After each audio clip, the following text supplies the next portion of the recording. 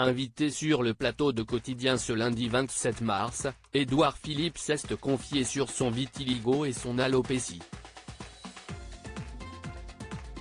L'ancien Premier ministre a notamment expliqué pourquoi il a pris la décision de parler publiquement des deux maladies dont il souffre. Édouard Philippe a beaucoup changé ces dernières années. Une transformation physique sur laquelle il avait accepté de se confier en février dernier sur BFM TV. S'il n'avait jamais caché qu'il souffrait de vitiligo, une maladie auto-immune qui entraîne une dépigmentation de certaines zones du corps, l'ancien Premier ministre avait révélé qu'il était également atteint d'alopécie. Ce lundi 27 mars, c'est face à Yann Barthès dans Quotidien que l'homme politique de 52 ans est revenu sur sa nouvelle apparence. L'occasion pour lui d'évoquer les conséquences de sa métamorphose sur sa carrière. Est-ce que l'apparence et le corps jouent dans la vie politique? La réponse est oui. C'est un métier d'image, mais aussi un métier de séduction et un métier d'incarnation. Donc évidemment, ça compte. Et personne ne pourra vous dire le contraire, a-t-il débuté, avant de revenir sur sa décision de parler publiquement de ces deux maladies. Édouard Philippe atteint de vitiligo et d'alopécie. Si Édouard Philippe a fait le choix de se confier sur son vitiligo et son alopécie, c'est parce qu'il n'avait pas le choix.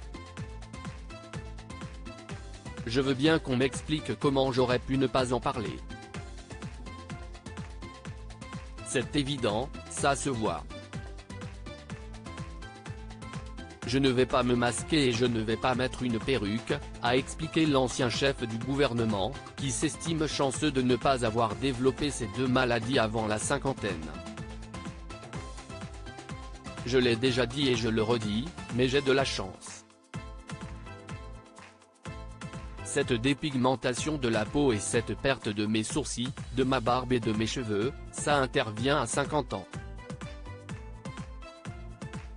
Franchement, ce n'est pas grave.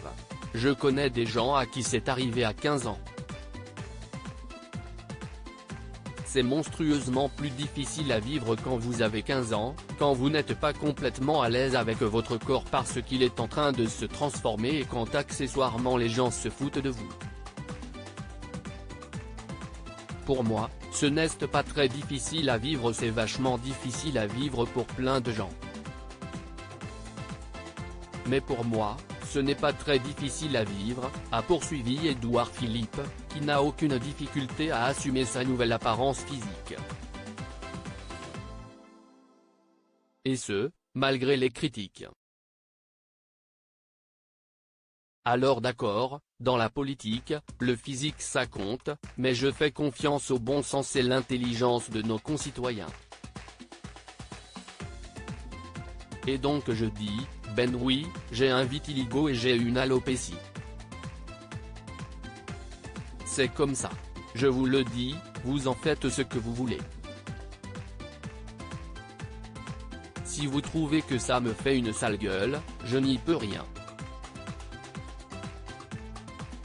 Et puis, si vous pensez qu'il faut être playboy en France pour être élu, j'ai quand même quelques contre-exemples. 1, a ensuite conclu le maire du Havre, provoquant les rires sur le plateau du talk-show de TMC.